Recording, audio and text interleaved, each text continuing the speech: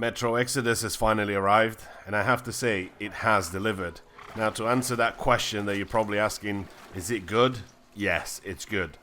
Regardless if you're going to pick this up on the Epic Store or you're going to wait for it and pick it up on Steam next year, Metro Exodus did deliver what we've been waiting for. You start, as always, below the streets of Moscow, deep in the metro. Artyom always believed that there's life outside the metro, and with that dream in mind, he sets out to find out more if there's actually life outside of Moscow. As you embark on a huge journey across Russia, traveling almost 8,000 kilometers in the Aurora, you'll get into the Volga River, deserts, the Taiga.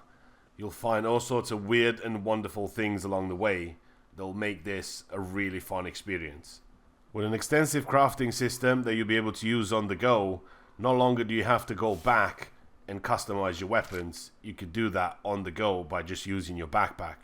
Whether you're crafting air filters to keep you alive in radiated zones, or you're crafting ammunitions for your weapons, or you just want a bit more oomph out of one of your weapons.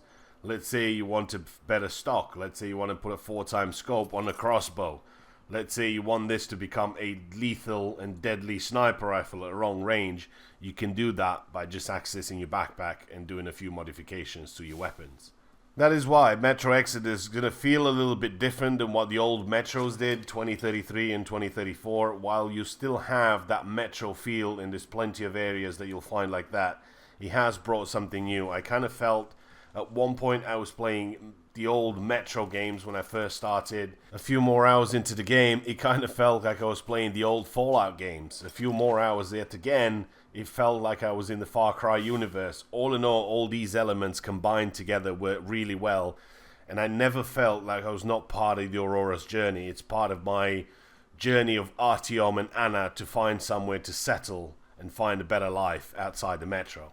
If we're talking about combat, for those of you that enjoy the stealth gameplay, now keep in mind there is plenty of that in there. You'll have a few different options where you'll have an option not to kill anybody, but you can knock people out and just make your way through the storyline, or you can take out enough of them. By taking enough of them out, the rest of them will actually surrender. Therefore, you don't actually have to kill anybody. Now, you do have a couple of different options. You have the daytime and the nighttime cycle. You can sleep to make it day and night. At night, there's usually a ton of monsters outside, which will always try and hunt you down, but it's going to give you more cover, and it's going to be much easier for you to progress through the storyline and find loot and so on and so forth. But yet again, going in the daylight, you're not going to have any monsters. Well, I shouldn't say not going to have any. You're not going to have that many, but you're going to have human, bandits, so on and so forth to deal with, which in my view, it's much easier to deal with.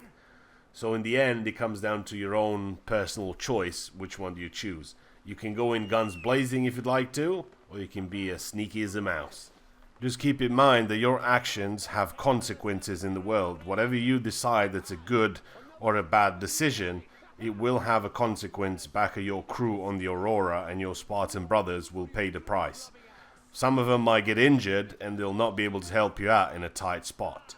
As a general rule, I'll say this. Try and use your best judgment of who to kill and who not to kill, who to knock out, who to leave alone, who to go around, and so on and so forth. If you want to get the good ending, try and knock as many of them out. Try and only kill the ones you really have to, and then the rest, either knocking them out when they surrender or just going around them. If you want to get a bad ending, kill everything it moves, and you're guaranteed to get that. But all in all, I gotta say, Metro Exodus, definitely a very fun game. Really was looking forward to it, played it, enjoyed it. Now I gotta go on my second playthrough and just sort of explore a lot more, because I focused more on the story rather than just do sort of random things out in the open world. There is a ton of sort of side quests and places and things for you to explore and discover.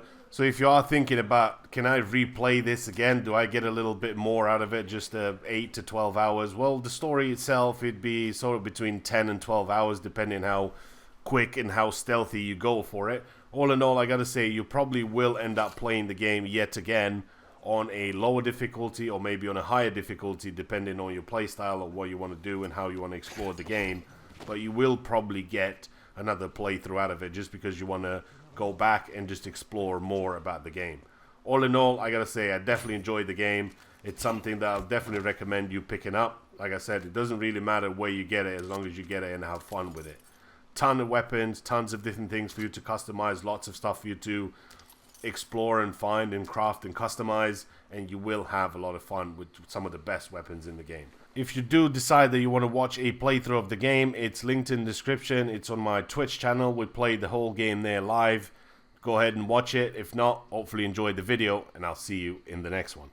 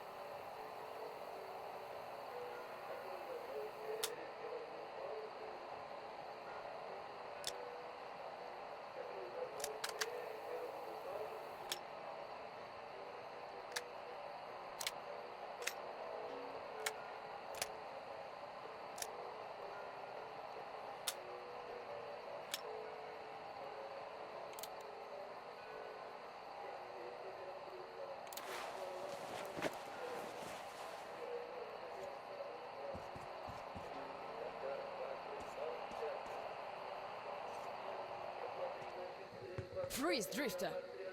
So,